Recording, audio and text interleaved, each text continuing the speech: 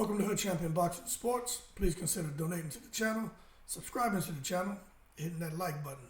Doesn't cost you anything to subscribe, and a matter of fact, if you subscribe, I'll offer you a one-time deal where you can unsubscribe at no cost. Anyway, man, Jermell, what's going on over there, man, with the whole Lions only and Derrick James and up there in Dallas, Texas, man? I know before Errol Spence and Jermell that there was a possibility of these guys fighting, depending on the amount of money that was on the table. But I know Derrick James was opposed to that, and it seemed like it was more just,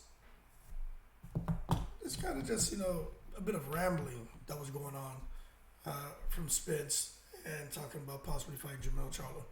But so much has been going on with Jermell Charlo, from injuries. Keep hearing about ups and downs in the personal life between Jermell and Jermall. And Jermell has unified 154.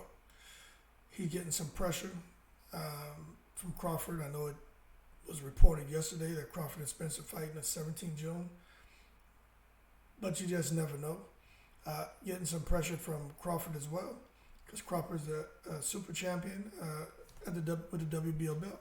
So Crawford could exercise his super champion status and go right into a direct fight with Jermell. So when you look at all that, and the fact that the Charlo boys are so emotional, especially Jermell, right? Is he? Do you think maybe he may be feeling like he's the stepchild to Derrick James, and Errol Spence is the no kidding son by blood? You know what I'm saying? Because for Jermell to come out here now and now be really open to the idea of fighting Spence. Before, Jermell wasn't really open to it. It was more Spence. You know what I'm saying? But I'm going to tell you what. Jermell's kind of had a change of heart. Now, he did say for him to fight Spence, it would have to be for a pretty penny. So that means for the right money, I'll fight Spence, no problem.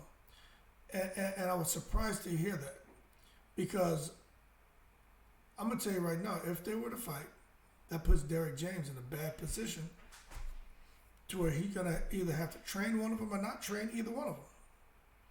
So the reality of this fight happening, with Derrick James involved, I think it's slim to none. But without Derrick James, I think it could be slim to none. Because who are they going to go to? What's Jermell going to go back to Ronnie Shields for one fight against Spence? And who's Spence going to go to? You see what I'm saying? So it's kind of a quirky situation. But I'm going to tell you right now, that may be, for Jermell Charlo and Errol Spence, the biggest fight for both of them, to have the stablemates come now and clash. But man, if they're going to do a fight like that, I think they should try to take it over to the Middle East. Because I tell you what, the more that the boxing fans clamor for a Jermell Charlo versus Errol Spence fight at 154, right? The more that demand is going to get louder and louder and louder and louder. And I'm going to tell you right now, there's two things that I'm paying attention to. It's becoming more and more difficult for Errol Spence to make 147. It kills this man to get down to 147, right? So that's the one thing I'm paying attention to. Well, there's three things. One is the weight of Errol Spence. The second thing is that damn super champion status that Terrence Crawford could pull that card at any time, right?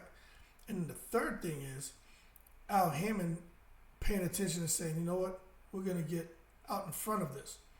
So at least I can have Errol and Jermell bang. So if Jermell was to lose, at least he loses to Errol, and those belts stay in-house at 154. See what I'm saying?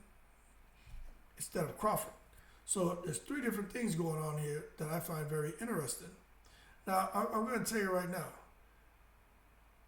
Errol Spence is looking to get himself out of that 147-pound division. But Jermell Charlo's not looking to get out of there anytime soon. Now, he wants to keep fighting mandatories and keep making those big paydays. But I'm telling you right now, the newcomers that he's looking at, I tell you what, he could be looking at two newcomers at being Spence and Crawford at 154. And I'm going to tell you right now, if Spence and Crawford were to go to 154, that would be a problem. Because I'm going to tell you right now, I think Spence and Crawford get up there and just, give a lot of guys the business. But let's take a look and see and be realistic about what could possibly happen at 154 pounds if Spence and Crawford went up. All right, so let me make this a little smaller for you. So let's see what we got here. Because this right here matters. So you got Jermell, Spence, and Crawford. Do you think they beat Tim Tszyu? I think so. Spence and Castano. And Castano beat Spence in the amateurs. But Castano can fight. But do you think Spence and Crawford beat Castano? Fundora, he's about 7'10". This man like a damn giraffe. Do you think they can beat the giraffe Fundora? Lubin, what about him? Kurbanov. Then you come on down and look at Liam Smith, Madrimov, Harrison, Conwell, Sorrell. So this is the reality of what Crawford and Spence could be facing. Then when you come here and take a look at the rankings and see under the WBO, IBF, WBC, and WBA, Jack Colcade, Danny Garcia, he doesn't want any parts of Spence or Crawford, Danny Garcia just somehow getting closer and closer to a title shot. But when you look at the names in here, you can easily see Spencer Crawford beating the top 5. I could see them beating the top 5. It's crazy. So that being said, Jermell Charlo, it could just be a matter of, getting in there now and fighting a guy like Spence, opposed to waiting till Spence bubbles up, which he's probably going to do at the end of this year. And Spence getting through a couple of guys at 154. Now he's right there on Jermell Charlo's neck. So either way it go, I think it's inevitable where Spence could be in position to fight Jermell Charlo in 2024. Or Terrence Crawford could be in position to fight Jermell Charlo this year if he chooses to. But we know that he and Spence are trying to get it on. But what I'm telling you is Spence and Crawford are coming for the undisputed distinction at 154 if Jermell can hold on to it. But, we just have to wait and see what direction it goes. But it does make me wonder when it comes to Jermell Charlo, what is this man feeling? What kind of emotions is he going through? For him to come back now and talk about, possibly getting in there fighting Errol Spence, it could be a situation where now you got these guys who are looking at money. Everybody's paying attention to money now. Everybody wants to cash out. And I'll tell you what, Jermell Charlo fighting anybody other than Spence, he'll probably make good money, but if he wants to make really great money, I just think him and Spence fighting would do very well. Especially if they can go over there in the Middle East. I don't know how comfortable they are with that. But if they go out there, man, and get some Middle East money, each will make 30, 40 million apiece, 20, 30 million, 40 million apiece. I tell you what, I would go fight my brother for 30 to 40 million dollars. I sure as hell would. I'd be like, yo, man, let's just go out here and get busy.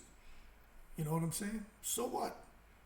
Both of us walk away with 30, 35 million. Man, I ain't gonna go out there and try to knock him out. Or pray to God he don't try to knock me out. But I definitely, man, tattoo him up a little bit. We're gonna get it. Then at the end of it, sit back, laugh, and joke. As long as we get through it healthy, we got our millions. But these guys, man, they're fighters. They fighting. They spar all the time. They beat the hell out of each other in spar. So there ain't gonna be no damn difference for them guys to get into a fight and make all that money. At the end of the fight, all that adrenaline is over. You just blow it all out. Hug up your boy. You sit back. Y'all laugh about it. Both of y'all got paid. But I do feel like something may be brewing over there for Jermell Charlo to now come along and feel like I'll fight Errol Spence for the right money, because they already know Derrick James. He'd been with Errol Spence as an amateur. What's he gonna do? He's putting Derrick James in a very uncomfortable position. But I don't know. More to come on that. But this conversation is starting to rear its head again, and normally when that starts to happen, I mean, there's probably some serious conversation taking place. Looking out, in a year from now, hey, this is the direction this could go. And with Al Heyman as well. Hey, this is what we're up against. You guys need to figure it out if this is what you want to do. I have no doubt those kind of conversations are happening because you're talking about very intelligent people. And Al Heyman wants to keep those belts in-house. It's Terrence Crawford against Jermell Charlo. Kind of hard to go against Jermell Charlo, but I mean, Crawford's a special fighter too. And when I sit here and talk about Crawford being a 135-pounder, look, somebody checked me yesterday and said, look, Crawford was killing himself to get down to 135. He's really a natural 147, 154-pounder. But I know he may walk around like Devin Haney was doing and killing himself to get down to 135, but Crawford probably walks around about 170, which is just amazing that he was able to get down to that weight. But that being said, we'll see what the future holds for Jermell, for Errol Spence, for Crawford, for Derrick James. But I'm wondering if Charlo feeling like the stepchild, man. With that being said, more to come. Y'all keep cool. Shout out to the veterans, all 7 continents. I'm in the breeze.